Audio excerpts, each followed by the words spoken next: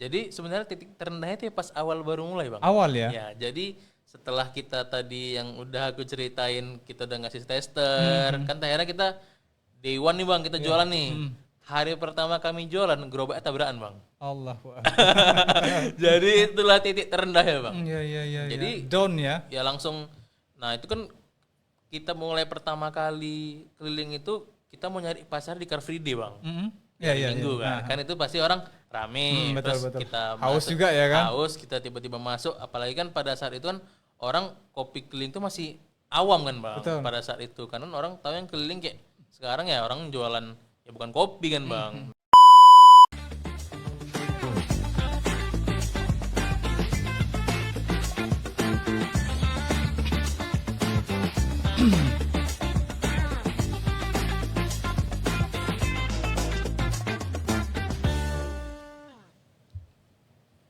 Ya, assalamualaikum warahmatullahi wabarakatuh. Ahoy. Kasih tepuk tangannya loh. Ya, bertemu kembali dengan saya Zen di Naira Studio Podcasting pastinya. Dan hari ini kita mengudara kembali dengan salah satu profil pengusaha di Kota Medan yang mungkin asing bagi kawan-kawan, makanya kita perkenalkan di Naira Studio Podcasting ya. Ya, kali ini kita mengangkat tema tentang salah satu produk minuman ya yang biasa dicari-cari lah bagi biasanya bapak-bapak sih. Kalau ibu-ibu ada tapi 1-2 lah ya. Walaupun kadang-kadang tersandra oleh suami, yuk kita ngopi gitu ya. Mau nggak mau akhirnya ngopi juga. Nah, kali ini kita perkenalkan ada Brew Kopi, benar Bang ya? Betul bang. Nah, assalamualaikum Bang. Salam bang sih. Ya, dengan Bang siapa namanya? Ajid bang. Bang Ajid ya? Iya. Nama panjangnya apa Bang Ajid? Muhammad Ajid bang. Muhammad Ajid Iya. ya. Bukan yang jelas bukan Arjit Singh. Bang Ajid, selamat datang di Naira Studio Podcasting Bang. Iya, Bang. Gimana kabarnya, sehat? Alhamdulillah baik bang. Nah, ini kali perdana kita manggil Bang Ajid ke sini. Mudah-mudahan nanti kita bisa ketemu dan ngobrol-ngobrol lagi ya setelah beberapa sesi ini. Juga kan sesinya ke depan ada Lebaran ya. Sudah dekat dengan Lebaran. Sudah masuk Rajab pertengahan dan sebentar lagi Sa'ban dan langsung Ramadan. Ya. Nah, ini nggak tahu juga nih. Ini mungkin jadi pertanyaan juga nanti. Mungkin perlu Abang ingatkan saya pertanyaan saya tentang nasib warung kopi pasca atau di saat Ramadan ya, Bang? Iya, boleh. Penting kayaknya. Lupa tim apanya, tim pointernya lupa nih buat pertanyaan itu. Baik, Bang Ajid, kita memilih atau katakan memilah-milah beberapa narasumber kita dan termasuk Bang Ajid sebagai pemilik brand Brew ini sudah dihaki belum? Sudah ya? Daki. Oke, Bang, ini cerita tentang kopi, kita pengen tahu juga dengan temanya nih, perlu kita kasih tampilkan juga lah, temanya nih apa nih Pak? Nah, Brew inspirasi dari gerobak kopi ya. Nah, baik, yang ingin kami tanyakan ini yang pertama, kenapa namanya kok Brew Bang? Mungkin boleh aku jelasin ya bang ya? Boleh, silakan. Jadi sebenarnya pas kita mau bangun si brand kopi keliling ini, kita masih sempet bingung juga nih, karena kan si gerobak ini identik dengan sepeda bang. Iya. Tapi yang kita gunakan ini kan sepeda listrik. Oke. Nah, jadi kami teringat pas dulu kecil-kecil kan kita naik sepeda, kita pura-pura ngegas, brum. Nah, tapi kita ganti jadi bru. Nah, kan bru kan seduh kan bang. Jadi bru. Makanya dia pengulangan kata dia bru namanya. Bro ya, Iya. berarti salah pengucapan ganti, bukan brew ya, bro. Bener. Agak Bang. ditekan E-nya ya. Ya, Kayak makanya gitu. kemarin saya pengen pastiin beberapa konten kreator kan katanya sempat mampir ke tempat Abang tuh. Nah, kita pengen pastiin pengucapannya benar nggak sih, saya bilang sama tim kreatif. Pastiin dulu, jangan salah ucap kita bro atau bro. Bru ya. bang, benar. Ya, baik Bang. Kalau bisa dibilang, apakah memang kopi gerobak keliling ini adalah perdana Abang lakukan di Medan? Sebenarnya pas kita inisiasi si bru ini bang, itu di Medan tuh kalau nggak salah sih udah ada dua brand. Udah ada dua brand. Nah, itu kita mulainya startnya di awal tahun lalu bang. 2025. 2024. Sorry 2000. Ini 2026 udah. Berarti 2 tahun. 2024 bang. 2024, 2 tahun yang lalu ya? Iya, 2 tahun yang lalu. Kita mulai dari 2004 awal, tapi itu pas di awal-awal kita karena masih, itu bang, keterbatasan modal kan, jadi masih coba buat kopi, tapi cuman untuk teman-teman di kantor yang pesan cuma 30, 50 kayak biasa gitu bang. Nggak kayak pesanan kayak catering lah kita bilang gitu. Coba tawarin dulu ke teman-teman. masuk nggak nih rasanya segala Oh, macam. itu dalam rangka tester juga termasuk? Iya, dalam rangka tester sama pengenalan juga sama tapi itu dari kawan-kawan dulu kan bang. Setelah itu pas udah berani kita coba buat sepedanya, itu tadi bang nggak langsung sepeda gerobak listrik yang kayak sekarang itu. Jadi kita dulu karena modal seminimal seadanya itu ya. kita terpaksa harus custom bang. Custom jadi Iya, dari betul, sepeda biasa. Hah? Kita ganti si roda belakangan jadi dinamo listrik, terus dilas. Nah itu buatan lokal kan bang, Iya, buatan lokal. Karena kita udah sempet nanya juga tuh, yang kayak mungkin pas di saat itu di Jakarta kan udah rame Iya, bang, benar, kopi keliling. betul, Kami betul. termasuk kiblat kami juga dari Jakarta. Coba kami buat di Medan. Nah gerobak yang di Jakarta itu harganya udah gak lumayan kan. Nah, makanya kok kita langsung mulai ke situ kayaknya terlalu Agak berisiko, berat ya kan bang. Nah, kita coba dari sepeda biasa. Kalau nggak salah cuman 5 jutaan bang, jadi Satu sampai unit. jadi gerobaknya Satu itu unit ya, itu ya? satu unit. Alhamdulillah ya bisa berjalan lah. Berapa pertama kemarin? Gerobaknya Ya. pertama kali 2 bang cuman. Cuma 2? Ya dari sepeda custom bang, sepeda custom, sepeda biasa diganti motor listrik biar bisa ngegas pakai baterai. Oke, nah kata orang Medannya, kalau saya ingat kata Bang Gandhi November, kalau kalian ini katanya emak-emak di Medan ini, kalau kalian masak katanya atau buat kopi yang masakannya itu kira-kira di ujung lidah emak-emak tuh kayaknya masih biasa. Ini mah ibiniku pun bisanya masak begini katanya begitu kan. Ini kan agak beresiko. Nah, jadi pertanyaan saya itu terkait dengan kopi ini, kok berani ya Bang buat kopi gitu loh. Nah pas ya biasa kan bang pas zaman kuliah juga sering ngopi keliling-keliling suka nyobain, terutama kan di Medan banyak coffee shop yang pada saat itu kan hari ini ada coffee shop baru, minggu depan ada coffee shop baru. Nah aku kebetulan suka hunting itu bang coffee shop baru dan suka biasa suka kerja di coffee shop juga, maksudnya kayak ngedit. Pernah ya? Bukan kerja maksudnya bang, maksudnya kayak WFC gitu-gitu. Nah jadi aku suka penasaran nih cara buat kopi gimana ya. Akhirnya ya mau nggak mau karena kita mau buat bisnis kopi ya terpaksa kita dalemin bang si bisnis kopi ini. Itu tadi karena ada rasa suka juga sama kopi gitu. Suka dengan kopinya ya. Penasaran juga nih. Bukan karena Abang orang Aceh? Enggak. Mana tahu kan? Karena kan kopi banyak di Gayo katakan seperti itu kan, daerah Iya. penghasil Aceh. Daerah penghasil kopi di Aceh kan. Malah kalau di coffee shop aku nggak pesan kopi bang dulu bang. Oh. Pesannya non kopi biasanya. Iya. Ya, menarik sekali ini kalau memang bisa dibilang. Nah, keberanian Abang untuk kemudian ngasih tester itu kan artinya kan modal sudah di situ. Benar. Harus ngasih gratisan dulu sama orang. Ya. Apa satu keputusan yang besar yang yang mendasar yang Abang ambil kemudian sampai akhirnya udah coba dulu bagi-bagi dulu kan untuk nari review lah dari kawan-kawan gitu. Jadi awalnya itu tadi bang, sebelum kami kasih tester ke kawan-kawan, aku matengin dulu nih si produknya. Jadi kayak masalah rasanya segala macem. Jadi sebelum aku kasih ke kawan-kawan yang mau dicobain dikasih tester, itu tadi aku harus yakin dulu nih rasanya memang aku juga suka gitu bang, nggak cuman asal buat. Karena kan kopi keliling ini kalau abang tahu kan start jualannya mulai cuma 8.000. Betul. Sampai paling mahal kita cuma 12.000. Jadi kayak mana kita dengan bahan baku yang ada harus tahu kan HPP-nya nih dapat nggak nih, ada marginnya nggak gitu. Makanya aku kemarin sempat ngulik lah beberapa bulan bang sebelum sebelum jadi buat gerobak itu sekitar 4 bulanan tuh. 4 bulanan R&D lah bang ya, R&D untuk sampai akhirnya kayak ini fix nih jualannya. Dulu awal cuma 6 menu bang, 6 varian, cuman ada beberapa 3 kopi sama 3 non kopi. Karena biar ya mulai aja dulu kan bang, biar supaya bisa jualan gitu. Akhirnya bagi ke kawan-kawan, termasuk tadi kawan-kawan juga ngasih saran nih terlalu manis atau terlalu pahit. Nah itulah makin kami adjust bang semuanya, bahan bakunya. Akhirnya sampai udah cobain lagi kedua kalinya, udah pas nih udah bisa jualan Glenn gitu. Kira-kira testimoni ini sampai harus nunggu berapa bang baru kemudian bisa memastikan ini fix? Oke. Jadi kalau itu kami nyari orang yang memang suka kopi kali sama orang yang suka non kopi bang. Jadi yang orang suka kopi itu biasanya tahu tuh ini kayaknya terlalu manis nih, nggak terasa kopinya gitu. Biasanya kami kalau kemarin nggak banyak sih bang, cuma dalam waktu sebulan tuh mungkin ada sekitar 30-an orang gitulah yang nyobain. Sampai akhirnya kami revisi dikit, kami ya takaran takarannya kami ubah sampai akhirnya orang yang itu lagi yang kami kasih tester lagi gitu. Coba lagi. Gimana rasanya? Udah pas nih, udah bisa lah jualan itu. Makanya dukungan dari kawan-kawan juga yang buat semangat bang. Ini bukan dukungan dari keluarga ya? Enggak, keluarga ada juga. Ada keluarga ya. Soalnya banyak kali survei-survei sekarang yang ke abu-abu dia. Dia kan merasa paling ter gitu kan. Tapi takutnya yang mintain survei keluarga terus kan jadi masalah juga nanti. Iya. Baik. Oke, Bang.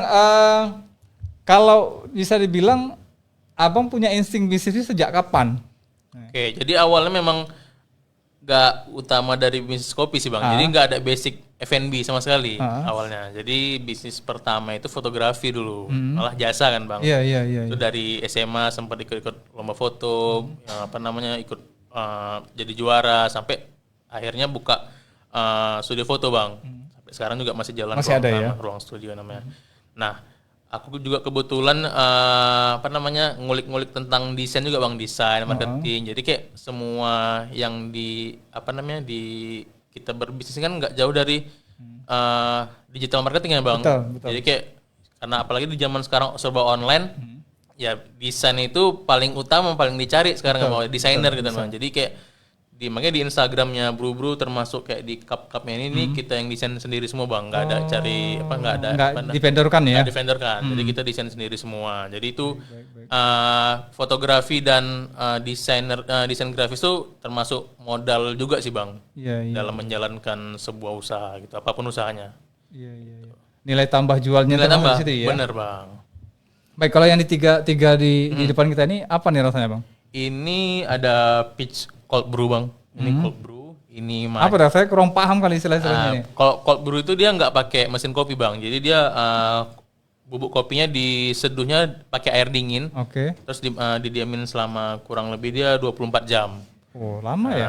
Tapi dia nggak pakai mesin. Jadi dia bubuk itu direndam Bang. Alami ya, turun sendiri ya. Turun sendiri. Yang ini matcha sama yang ini kopi susu Bang. Ini tiga model ini beda-beda penikmatnya? Beda-beda.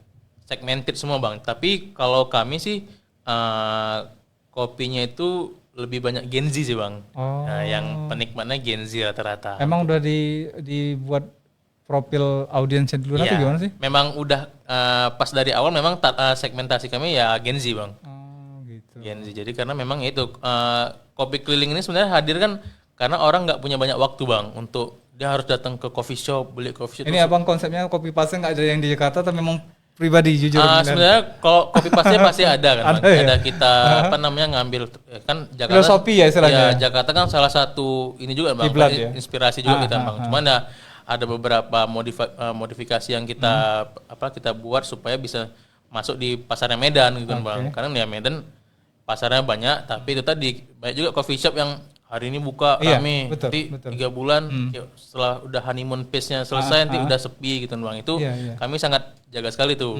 Makanya sampai sekarang alhamdulillah kurang lebih kalau dari gerobaknya aja tiap hari 2000 cup keluar Bang.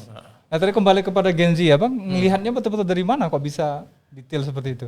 Karena gimana ya, Gen Z itu biasa nggak ngopi kali sebenarnya Bang, nggak ngopi kali. Jadi kalau kopi kali itu bukan kan mungkin kopi asli apa ya? Maksudnya gini, kalau orang yang kopi kali itu mungkin Abang nggak tahu nih, Abang suka kopi susu apa enggak? Kalau tanya suka.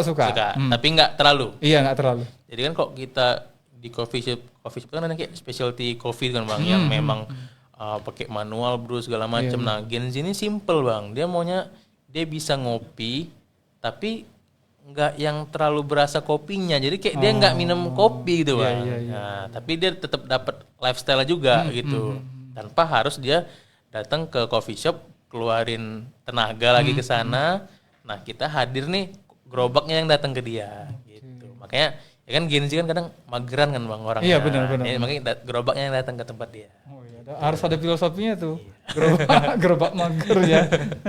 Nah tadi kalau dari SMA sejak SMA sudah jadi entrepreneur, kira-kira apa sih yang memicu pikiran Abang untuk kemudian menjadi orang yang bersemangat untuk berbisnisnya? Inspirasinya dari siapa gitu? Dari keluarga kah atau memang keluarga pebisnis? Enggak Bang, kebetulan keluarga semua dari orang tua itu pegawai semua Bang. Oh iya. Jangan-jangan Abang pegawai juga nih enggak? Enggak ya? Jadi pure memang pengusaha? Iya, cuman usaha ya Bang. Jadi kebetulan aku 4 bersaudara Bang, 3 lain kakak sama adikku kerja semua di kantor, cuman aku yang buka usaha. Jadi kalau sebenarnya inspirasi sebenarnya nggak ada sih Bang inspirasinya, karena kan pas ya namanya kita berbisnis kan kadang gimana caranya dari modal segini bisa dapat margin sekian. Jadi cuman sependek itu ya sih Bang pemikirannya gitu. Simpel itu ya. Simpel itu. Jadi kayak dulu bisnis foto kan jasa kan Bang yang dipakai. Nah, itu gimana nih kita mau buat pas zaman itu lagi zaman foto buku tahunan tuh Bang, sekolah. Nah, itu kami ngegarap itu terus tuh buku tahunan sekolah. Kayak mana caranya dengan ya jasa kan kita keluarkan ya modal paling ya kamera segala macam gitu kan. Gimana jadinya bisa menghasilkan margin yang agak lumayan nih. Jadi cuma sesimpel kerja, keluarin modal sekian, bisa dapat margin sekian. Sampai sekarang ya itu juga yang kami terapkan gitu Bang. Sekarang jumlah karyawan udah berapa? Karyawan kalau yang bawa gerobak itu kurang lebih 20. Sudah 20 sama ada admin, ada barista kan Bang, ada orang produksi kurang lebih 25 sampai 30 lah sama di outlet juga. Outlet ada? Outlet ada satu baru. Di daerah mana tuh? Di dekat UMSU Bang. Di UMSU ya. Iya, Kasih tahu nih ke sahabat podcaster Gen Z yang nonton mungkin biar bisa lebih dekat dengan pasar bro nih. Lokasinya di daerah mana ya Bang? Jadi untuk Di sini Bang. outlet kami ada di Jalan Alfa Raya nomor 23A di Medan Timur dekat UMSU. Outletnya warna biru namanya Bru Bru Coffee to Go Bang. Oke. Nah, jadi dia segmennya beda lagi sama yang keliling. Jadi kita pecah di beberapa segmentasi sih Bang. Jadi di Bru Bru Coffee to Go ini space kita kecil Bang, cuma 40 meter persegi kurang lebih. Nah, jadi orang yang makanya kita bilang namanya Bru Bru Coffee to Go. Jadi cuman dia beli, datang terus pulang. Cuman ada space duduk paling cuman bisa 6 orang kayak sambil konsep nunggu. Take away gitu ya. Benar Bang, cuma 6 orang. Jadi orang ya kayak grab and go ya gitu, habis beli langsung pergi gitu. Baik. Kalau dilihat dari kebutuhan masyarakat terkait dengan yang hobi ngopi, terjawab nggak sih solusi kebutuhan ngopi itu dengan gerobak kopi ini? Kalau menurut sepengamatan Abang lah, hingga detik ini. Ya lumayan ini sih Bang, lumayan berpengaruh ya si gerobak kopi ini. Karena kan orang dulu kan yang awalnya, yang kayak aku bilang tadi, yang awalnya dia perlu effort nih, harus ke coffee shop, terus dia apalagi ya dulu mungkin lagi rame zaman ini sih Bang, apa namanya, pesan pakai online gitu kan. Nah sekarang kan kita pesan pakai ojek online itu kan banyak biayanya Bang, biaya jasa, biaya ini, biaya ini. Jadi ya itu tadi si Bru ini hadir lebih dekat lagi ke masyarakat, dia ngantar kopinya tanpa ongkir gitu Bang. Yang masuk mager tadi terjawab lah ya. Magernya terjawab, terus hematnya juga dapat Bang. Makanya ini kami tagline kami ngopi hemat gratis ongkir Bang.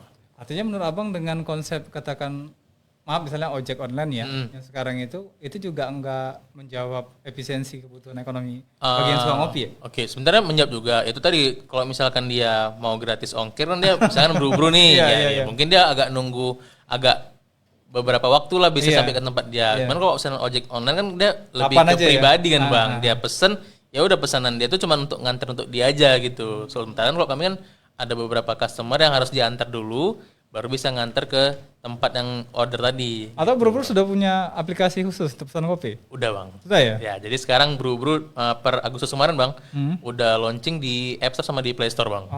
Jadi gerobak-gerobak kita yang 20 itu bisa dilacak juga dari aplikasi. Iya, menarik nih soalnya nggak ada di pertanyaan kita sebenarnya.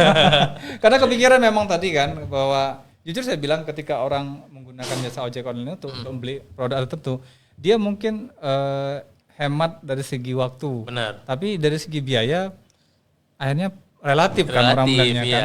Benar Bang. Apalagi cuma beli satu Bang. Betul. Seberapa urgent itu produk mau dibeli dia. Yang kedua memang ya apakah memang itu bisa jadi alternatif lain kan atau cari alternatif yang lebih mudah gitu loh. Harapannya begitu. Baik Bang, kalau kita bicara angka, dari mana kontribusi omset terbesar Bru sejauh ini? Apakah memang dari gerai fisik atau justru model kopi gerobak yang menjadi tulang punggung utama? Oke, jadi karena gerobak ini udah hampir 2 tahun ini Bang kita jalan, memang kemarin pure revenue terbesar itu dari keliling. Tapi ternyata setelah kita 3 bulan buka outlet di UMSU, ternyata hasilnya hampir mirip sama gerobak Bang. Itu hitungan per bulan? Kesamaan itu? Iya, tiap bulan. Berarti dari ada margin bersih ya Bang? Iya. Berarti ada kemungkinan Abang bakal buka gerai lagi nih? Iya Bang, di sana.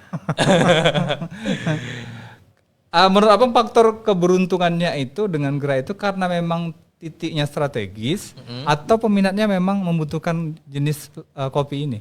Oke, jadi kalau setelah kami analisa lah kan Bang, beberapa bulan ini kenapa di outlet juga istilahnya baru buka udah langsung alhamdulillah rame gitu kan Bang. Nah, jadi sebenarnya faktor utama pendorongnya itu si gerobaknya Bang.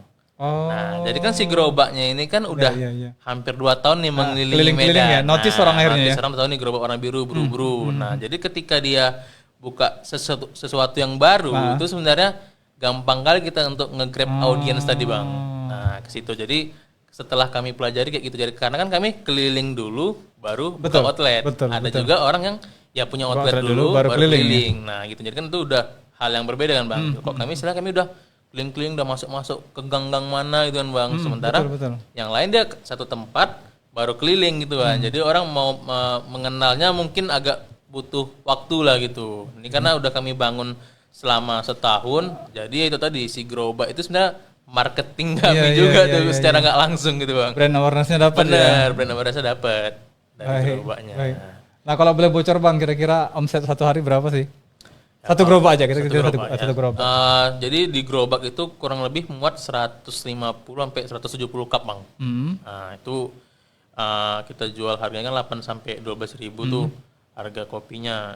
Ya, taruhlah kalau misalkan kan jualan keliling ini kan faktor utamanya cuaca Bang. Betul. Nah, ini kayak lagi hujan sekarang mungkin ya agak turun lah kan Bang. Tapi ya rata-rata satu hari itu si krunya ini yang bawa gerobak bisa jual 130-an cup gitu Bang. Luar biasa ya. Kali 20 tadi ya. 10 ribu gitu. Iya. Dengan harga 10 ribu ya. Iya rata-rata lah Bang, rata-rata. Karena kan dia jualnya 8 sampai 12 ribu. Ya, dengan kalikan jumlah gerobak aja ya. Kurang lebih Bang. Baik, oke ini opportunity juga yang lumayan gede ya. Tapi kita nggak tahu. Nah ini jadi pertanyaan menurut abang, ini kategorinya FOMO atau enggak sih? Nah itu kami awalnya juga takut Bang tuh. Ini FOMO apa enggak nih Bang? Karena itu tadi yang kami rasakan kayak coffee shop yang baru bangun 3 bulan udah sepi. Nah tapi setelah kami pelajari lah selama setahun lebih ini, kayaknya trennya bakal ini sih Bang, trennya bakal bertahan terus sih. Karena itu tadi orang merasa terbantu karena ada si kopi kelilingin Bang, nggak perlu harus ke kopi keluar. Terus harganya juga murah, rasanya pun ya nggak kalah sama coffee shop itu kan Bang. Jadi harusnya sih trennya sih masih stabil sih Bang, sampai 2 tahun ke depan sih masih aman sih harusnya. Aman harusnya. Gitu. Tinggal kita buat inovasi aja supaya si customer yang udah langganan sama kita ini nggak bosen nih sama si brand buru-burunya gitu. Baik. Tapi yang jelas kan nanti bakal ada inovatif. Ada tim kreatif kan Bang di internal? Ada tim atau ownernya sendiri tim kreatifnya? Ya, sama semua Bang, semua dikerjain. Baik. Nah setiap perjalanan bisnis pasti ada pasang surutnya. Bisa diceritain momen paling krusial atau titik terendah saat membangun Brew dan bagaimana Abang menemukan kekuatan untuk bangkit kembali dari keterpurukan? 3 tahun kan? Menjalani 3 tahun ya? Iya, kurang lebih lah mau 3 tahun lah Bang tahun ini. Jadi sebenarnya titik terendahnya itu pas awal baru mulai Bang. Awal ya? Ya, jadi setelah kita tadi yang udah aku ceritain, kita udah ngasih tester, kan akhirnya kita day one nih Bang, kita jualan nih. Hari pertama kami jualan, gerobaknya tabrakan Bang. Allah. Jadi itulah titik terendah ya Bang. Iya. Jadi down ya? Ya langsung, nah itu kan kita mulai pertama kali keliling itu, kita mau nyari pasar di Car Free Day Bang. Minggu kan. Kan itu pasti orang rame, terus kita haus juga ya kan? Haus, kita tiba-tiba masuk, apalagi kan pada saat itu kan orang kopi keliling itu masih awam kan Bang. Pada saat itu, karena orang tahu yang keliling kayak sekarang ya orang jualan ya bukan kopi kan Bang, yang keliling. Nah ini kami datang mau coba ke sana, mau nyari awarenessnya orang-orang yang CFD yang olahraga kan Bang. Nah baru ya kan CFD kan pagi kan Bang geraknya. Baru jalan dari, kebetulan kemarin masih di rumah Bang, ininya produksinya segala masih di rumah, jalan, baru tengah jalan tabrakan Bang, hancur semua cupnya. Hancur ya? Hancur Bang. Setelah itu kami vakum dulu Bang. Gerobaknya juga dimenerin dulu kan Bang. Sebulan lah kurang lebih, tapi tetap yang tester tadi kami tetap bagian juga ke kawan-kawan, terus orang yang mau order untuk kantoran 50 cup itu juga tetap kami kerjain, tapi yang kelilingnya kami vakum dulu. Baru di 2 bulan setelahnya baru mulai jalan agak serius lah Bang. Baik. Bang ada kendala nggak sih Bang terkait dengan izin kendaraan untuk bawa gerobak itu di Medan lah khususnya katakan? Sejauh ini nggak ada sih bang ya. Maksudnya regulasinya karena kan itu hitungannya sepeda masih, karena masih ada ini ya bang, masih ada ini apa pedalnya kan. Iya betul. Jadi kok misalkan tadi mungkin pedalnya nggak ada, udah Itu harus- mempengaruhi ya. Iya, Pedal hilang jadi iya. berubah regulasinya. Ya, mungkin kan bang jadinya jadi sepeda listrik mungkin atau jadi motor listrik kan bang Iya, jadinya kan benar, karena nggak ada pedal kan nggak dianggap sepeda kan bang. Betul. Sejauh ini sih masih aman. Nah yang gerobak kami pakai sekarang pun udah beda tuh sama yang awal-awal kami merintis yang tadi yang di las-las udah beda. Jadi Beda sekarang ya. pas itu pas udah berjalan yang pakai gerobak biasa itu dikumpulin kan bang. Keuntungannya dikumpulin, kita coba reinvestasi lah maksudnya. Custom dulu. Jadi kita beli langsung jadi di pabrik bang di Jakarta. Custom sendiri. Enggak, Memang langsung ada? pabrikan bang. Memang Ya, ada ya? pabrikan. Nah pabriknya itu juga sama pabrik sepeda kopi keliling yang terkenal Jakarta satu pabrik. Iya, Tapi beda model aja. Iya. Warna mungkin atau apa kali ya? Ya bentuknya bang. Bentuk Bentuknya saja? juga beda bentuknya. Kalau warna kan dia cuman stiker aja kan bang. Iya. Jadi akhirnya kami kan pengennya coba buat ya karena di jalan dan dia jualannya tiap hari berpuluh-puluh kilometer tiap hari, kami harus buat kendaraan yang proper nih untuk si pekerja kan bang. Kalau misalnya kita buat kayak tadi yang sepeda sepeda biasa dikonvert jadi sepeda listrik ya bisa jualan, cuman safety-nya kan kurang kan bang. Makanya kami coba buat di Jakarta terus dibawa di Medan, akhirnya alhamdulillah ya kualitasnya juga bagus. Makanya yang keliling pun sampai ke Binjai bang sekarang. Sampai ke Binjai? Ya PP tiap hari. Tiap luar hari biasa PP. ya. Binjai. Makanya karena si platformnya lah sepedanya ini kokoh, makanya kami berani bang sampai Binjai. Tiap hari PP bang. Nah kalau terjauh ke sana Binjai, arah kemari kemana paling jauh? Kalau arah ke sini ke kanal sini ada juga bang lewat. Iya, saya lihat ada. Tadi ya. tadi atau kemarin? Kemarin ada bang ya. Kemarin sampai ingat ya. Iya. Kemarin ada lewat ya. Di kanal sini dimasuk ke Karya Jaya bang, SM Raja juga ada. Baik. Oke,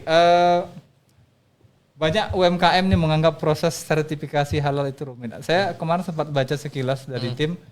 Informasinya untuk kopi gerobak keliling, abang yang pertama kali untuk mendapatkan sertifikat halal ya, benar nggak? Ya benar bang. Alasannya kenapa bang?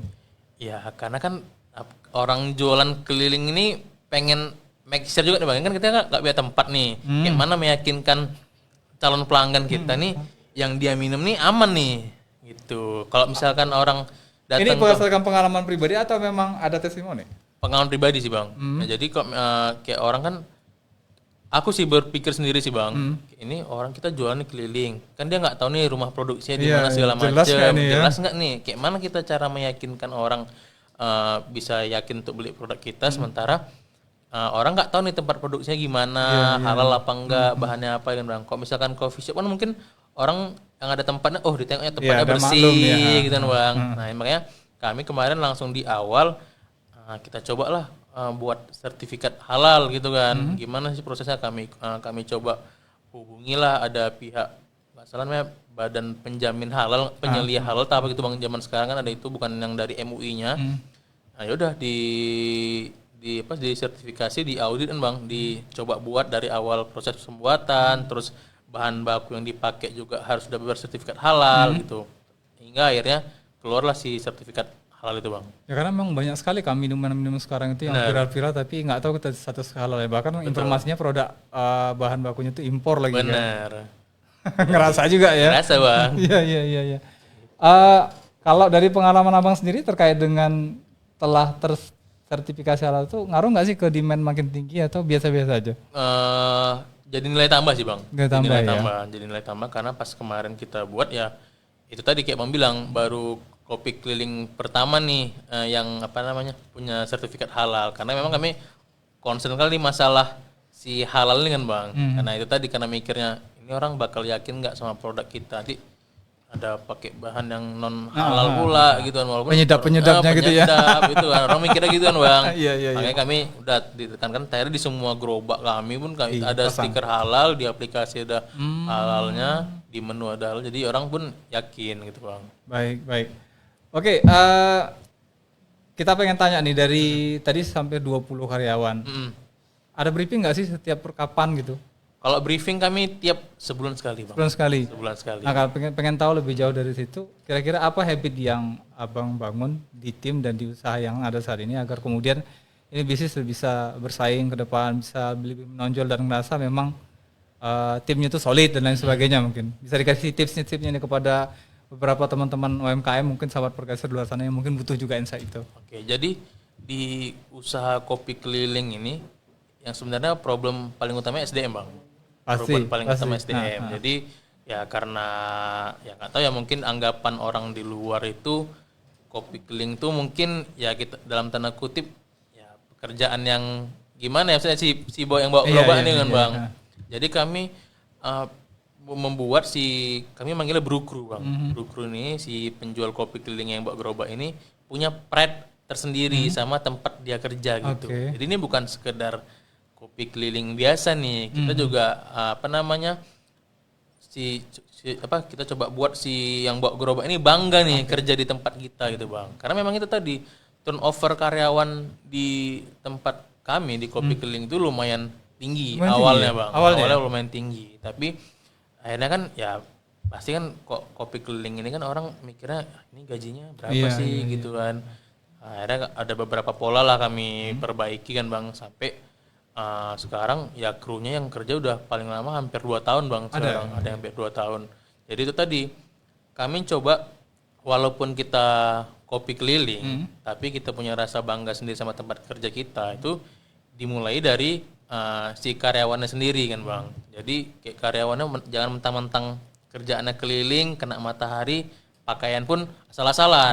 Itu yang kami bangun, Bang, si kedisiplinan itu. Jadi penampilan nggak boleh pakai sendal, harus pakai celana panjang, pakai rompi, pakai atribut semua. Terus kebersihan juga dijaga, pakai sarung tangan pas buat gitu kan, Bang. Sama keramahan juga. Jadi hingga akhirnya si pekerja kopi kelilingnya ini, si brukru ini tadi bangga, Bang, sama pekerjaan dia itu gitu kan. Akhirnya balik lagi karena dia bangga, dia percaya diri, pengaruh juga sama hasil penjualan dia tiap hari. Karena kita sistem pakai target, Bang. Gitu. Ada ini nggak sih apresiasi khusus terhadap penjualan terbaik katakan per bulan atau per tahun? Ada. Kita kemarin sempat ya kok misalkan kemarin sempat ada penjualan tertinggi, Bang, selama buka itu. Ya kadang kita pergi ke liburan lah, Bang, rame-rame liburan. Tapi kok award itu untuk tiap kru itu biasa tiap bulan itu, Bang, kok misalkan si yang penjualan tertinggi nanti biasa dapat hadiah gitu. Terus ya yang penjualan paling tinggi pasti otomatis income-nya juga pendapatannya juga lebih banyak gede, Bang, gitu. Itu sih paling treatment lain ya kami buat si pekerja kami nih, kru kami, admin semua bersama ya kayak kawan, Bang. Kami buat kayak kawan gitu. Walaupun tetap ya kok misalnya pekerjaan. Ini karena faktor usianya atau memang apa? Karena kan perlakuan sama Gen Z katanya begitu, harus kayak berteman. Kebetulan Bang, yang kerja di kami rata-rata umurnya lahirnya tahun 2000-an semua nih, Bang. Jadi mungkin ya treatmentnya kayak gitu kan yang harus dibuat, Bang.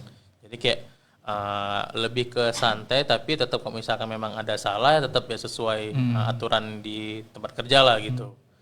Gitu sih, Bang. Habit apa yang ditanamkan sama tim lah secara keseluruhan hari-hari itu yang memang itu membangun atmosfer yang positif di dalam kawasan kerja katakan begitu. Jadi sebenarnya habitnya tetap sih etika sih, Bang. Etika harus dijaga sama rasa percaya diri tadi gitu. Karena ya kalau misalkan dia nggak percaya diri, dia nih mau keliling juga mungkin nggak akan semangat gitu kan, Bang. Nah, kita sebagai yang punya usaha juga harus support nih. Kok misalkan dia udah semangat jualannya bagus, tadi bonusnya pasti harus besar supaya dia loyal ke kita juga bagus kan, Bang. Gitu. Oke, dari sisi keluarga, jadi katanya ada peran keluarga nih. Saya mau tanya, dukungan istri terkait dengan bisnis kan ada 2 nih ya, Bang, jalankan. Yang paling besar di Buru-Buru sendiri, gimana peran istri katakan khususnya dalam perkara ini?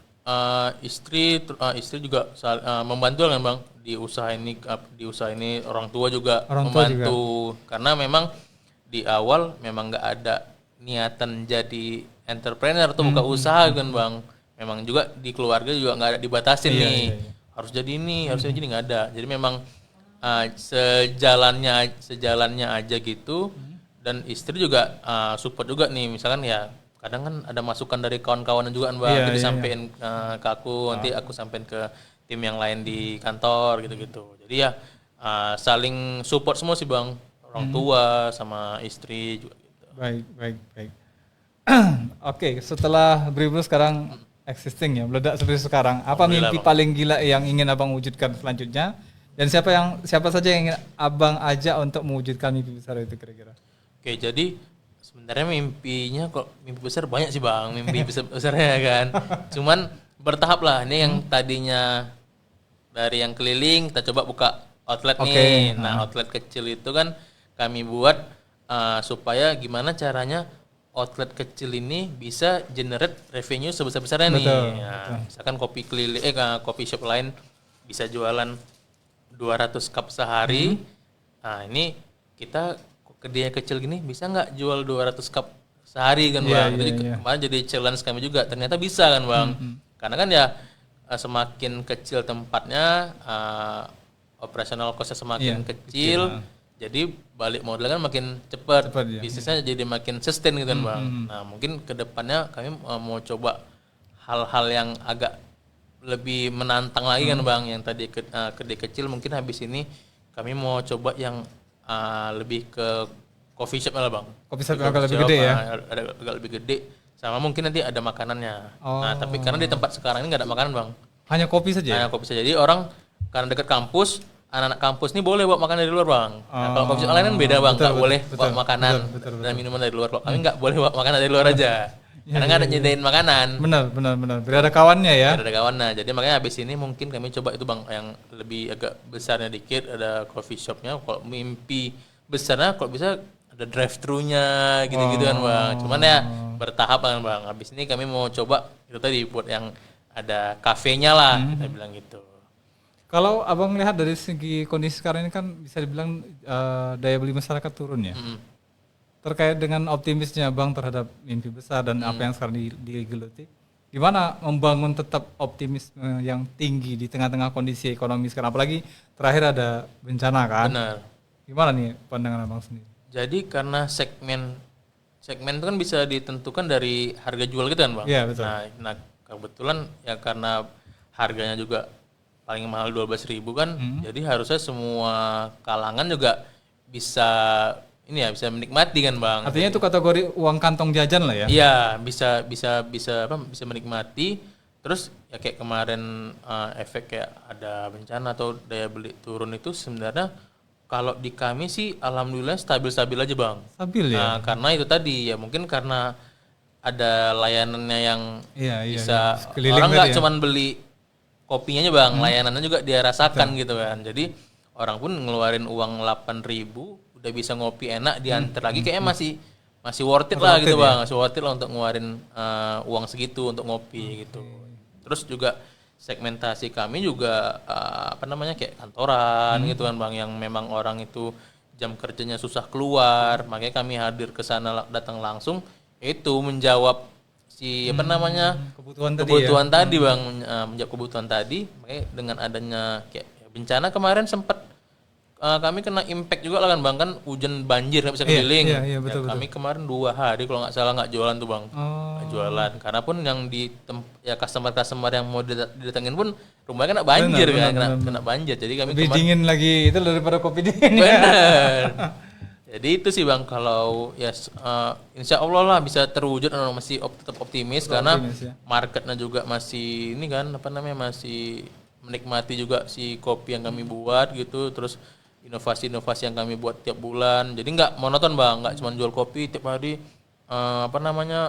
itu aja yang dijual Bang. Jadi kami tiap bulan mungkin tiba-tiba ada menu baru. Terus kadang kami suka live di Instagram sama ini si customer kan Bang, nanti kami kasih kopi gratis gitu-gitu. Jadi hubungan kami sama pelanggan itu ada engagement-nya gitu Bang, dan impact juga sama penjualan. Bang, tadi kalau Abang cerita ada satu porsi kopi di mana yang itu orang pesan untuk acara kantoran gitu. Nah, persentase kebutuhan orang terhadap hal yang seperti itu seberapa gede sih? Lumayan besar. Jadi pas kalau yang pesanan itu rame, biasanya kami sekarang udah sampai ke nggak acara kantor ya Bang, wedding Bang. Wedding juga main tuh. Kemarin sempet 800 cup tuh Bang. 800 cup. Biasa ya? Ya, jadi itu tadi kalau misalkan acara-acara itu ya kan tergantung event kan Bang. Betul. Kayak kemarin rame pas akhir tahun, orang mau tutup buku. Iya. Biasa habis lebaran nanti wedding rame Iya, gitu. Habis lebaran nanti banyak halal bihalal gitu. Berarti di momen-momen itu sih biasa yang momen-momen besar lah Bang, banyak orderan apa namanya? Kita bilang namanya brew party.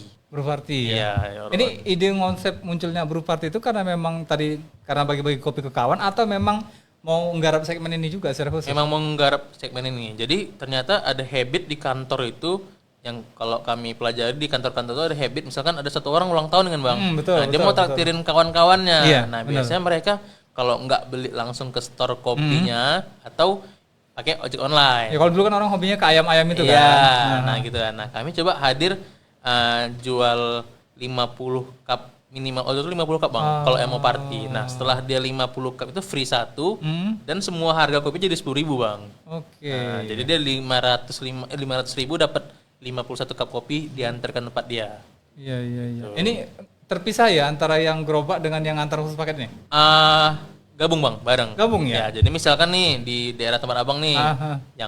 yang layanin biasa namanya krunya area 12. Oke. Nah, jadi kok misalkan dia dapat orderan di sini, misalnya di Abang nih pesen 50 cup, Iya. yang harus ngelayanin dia yang area 12. Oh. Karena udah kita bagi area kerjanya Bang.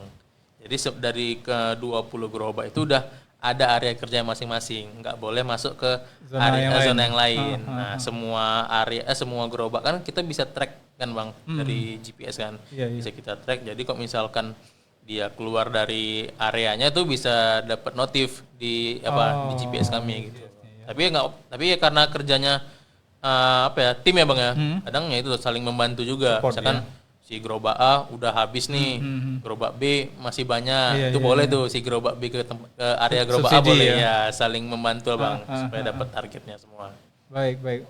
Mungkin bisa dikasih tahu Bang ke sahabat podcaster, mungkin ke teman-teman juga di luar sana, kalau ada kebutuhan untuk brew party tadi ya, boleh dikasih kemana mesannya nih Bang, ordernya? Oke, jadi kalau mau teman-teman mau pesan brew party nih, minimal pesannya 50 cup, itu free 1 cup harganya 500.000, bisa order dari aplikasi Brew Bang. Oh. Nanti di halaman aplikasi Brew-nya ada menu brew party. Oke. Jadi nanti bisa langsung isi nama, alamat pengantarnya di mana, jam berapa, terus mau dilayaninnya mau diantar aja atau ada krunya yang sambil nge-serving juga atau ya udah mau delivery only aja gitu Bang. Jadi itu minimal pesanan 50 cup, nanti pesannya langsung dari aplikasi, itu nanti dikonfirmasi sama admin. Siap. Berarti kalau seandainya ada yang acara hajatan misalnya, kalaupun seandainya tim brew crew-nya tadi harus ngetem di situ juga nggak ada masalah ya? Nggak ada masalah. Iya, siap. Ini kayak orang yang punya konsep acara itu ada stand sate apa gitu ya? Betul Bang, kayak gitu. Oke. Seru juga nih, jadi apa ya? Satu ide juga untuk teman-teman atau sahabat podcaster yang punya hajatan, nggak mau pusing ya kan, mikirin kopi apa segala macam, minuman, bisa panggil atau kontak ke tim Brew untuk kemudian bisa mengisi salah satu stand ya di tempat hajatan itu ya. Betul Bang. Baik, terakhir nih, ini pertanyaan terakhir dari kita. Untuk teman-teman UMKM atau generasi muda yang memiliki impian berbisnis namun masih diliputi keraguan. Nih, apa pesan atau tips paling berharga yang ingin Abang sampaikan kira-kira? Silakan Bang. Jadi mungkin buat teman-teman yang pengen atau mau mulai bisnis, biasa keraguan di awal tuh atau hal-hal yang mengganggu itu biasa orang bilangnya modal Bang, nggak punya modal, nggak bisa jalanin usaha. Jadi konsep kami sebenarnya di awal tadi sama yang udah aku ceritain ke Abang, dengan modal seminim-minimnya gimana bisa berkembang gitu Bang. Iya, betul. Jadi sebenarnya intinya itu harus modal tuh nggak cuma sekedar uang. Jadi kayak misalkan tadi aku bisa desain grafis, itu juga modal yang lumayan penting juga. Jadi kita nggak perlu hire orang untuk bayar vendor gitu kan Bang. Jadi untuk teman-teman yang mau bermulai usaha, mau coba berusaha, itu yang penting harus pertama walaupun dengan modal kecil tapi berani besar Bang. Berani besar. Modal kecil berani besar. Karena itu tadi gimana, karena modal kita kecil berarti kita harus kreatif nih Bang. Hal-hal yang harusnya misalnya bayar, kayak mana cara kita nggak bayar gitu kan. Misalnya kita join sama komunitas, barter exposure segala macam. Jadi modal itu tadi nggak cuma sekedar uang, termasuk kayak link pertemanan kita, keahlian terus juga keahlian yang kita punya. Jadi itu juga modal yang sangat berpengaruh untuk memulai usaha gitu. Baik.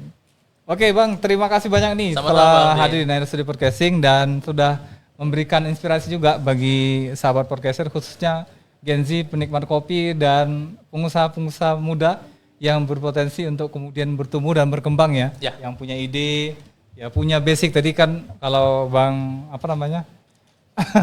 Bang Ajit ada ada kemampuan tadi di fotografi, ternyata nyebrang juga ya. Tapi kayaknya ada pertanyaan ini, kayak komentar atau pertanyaan. Boleh kita coba baca dulu, sorry, sebelum saya tutup. Bisa di zoom dikit? Dari Caca Selviani, kopi gerobak itu kan biasanya menunya terbatas, tapi Bro pasti punya menu andalan kan Bang? Inspirasi racikan kopinya datang dari mana? Apakah hasil eksperimen sendiri atau terinspirasi dari jajanan atau minuman lokal yang dimodifikasi? Nah, boleh dijawab dulu Bang sebelum kita closing. Oke, jadi kalau menu andalannya tetap Bang kopi susu. Oke. Kopi susu aren kan menu andalannya. Kalau untuk masalah racikannya itu tadi misalkan kita coba di coffee shop A nih menu kopi susunya gitu kan. Apa sih yang nggak kita suka, misalnya terlalu strong gitu. Jadi sebenarnya racikan itu terinspirasi dari sendiri aja gitu Bang. Makanya lahirlah menu-menu yang ada di meja ini. Gitu. Baik. Oke, coba masih ada pertanyaan kayaknya tuh sebentar lagi dari itu owner kopi yang dekat UMSU itu ya katanya gitu. Berarti salam kenal dari Bang dari Halo Kak Cynthia Ramadhani ya. Enak emang kopinya katanya begitu. Ini berarti sudah repeat order kayaknya. Bang mau lah aku buat usaha kopi keliling gitu juga. Cara mulainya gimana Bang? Cara mulainya ya. Atau ada mungkin gambaran lain terkait dengan produk jualan kopi selain gerobak kopi yang ini sekarang udah Bang jalani mungkin? Menginspirasi Kak Cynthia tadi? Mungkin kalau sekarang sih kayak di Medan Bang udah makin, kalau Bang lihat kan udah berbagai macam warna gerobaknya kan. Betul. Ya tadi ya karena pasarnya ada yang orang kopi keliling kan ya, karena tadi Bang mudah kan, mudah didapat sama konsumen. Jadi makanya orang semakin kesini makin banyak yang buat kopi keliling tadi karena ada rasa penasaran kan. Iya. Si yang orang memulai usaha ini kok dia bisa jualan tuh gerobaknya ada segini gitu kan. Makanya makin menjamur lah kopi-kopi keliling di Medan. Sekarang kalau misalnya konsep-konsep lain sih banyak juga, apalagi sekarang kan di TikTok kan gampang Bang kita cari-cari inspirasi gitu kan. Jadi yang paling kalau yang sekarang itu yang paling sedikit lah di Medan tuh yang kayak konsep drive thru itu Bang. Itu masih jarang kali karena kayak kita dulu mungkin Abang pernah lah beli di salah satu fast food lah gitu kan kayak kita nggak perlu harus turun dari mobil, kita tunggu aja langsung minum makan gitu kan. Kayak itu salah satu konsep baru yang bakal rame juga nanti sih Bang. Oke, next stepnya begitu ya? Iya. Baik. Oke, cukup mungkin pertanyaannya. Terima kasih banyak kepada sahabat podcaster ya yang mungkin belum sempat kami baca komentarnya satu persatu, tapi nanti kalau pada saat posting kita bisa kolaborasi posting dengan Bang Ajit terkait dengan pertanyaan-pertanyaan atau sharing-sharing yang perlu ya. Termasuk juga nanti video ini akan tayang di channel YouTube Naira Studio Podcasting. Jangan lupa dukung kita di channel YouTube kita di Naira Studio Podcasting, juga ada di Instagram, ada di TikTok. Di TikTok kita tuh ada dua, ada Naira Studio Podcasting dan ada Naira Bercerita. Nah, dua segmen ini kami pisah sengaja karena memang kita melihat kecenderungannya satu kepada salah satu suku etnis, ya pembahasannya tentang itu, satu lagi tentang pembahasan-pembahasan ringan yang menginspirasi lah kepada banyak orang. Itu saja mungkin. Sekali lagi Bang, terima kasih sudah hadir di Studio Podcasting. Sehat selalu, sukses ke depan dan mudah-mudahan mimpi besarnya bisa terwujudkan. Amin. Ya. Saya Zain mohon undur diri. Terima kasih. Assalamualaikum warahmatullahi wabarakatuh. Ahoy.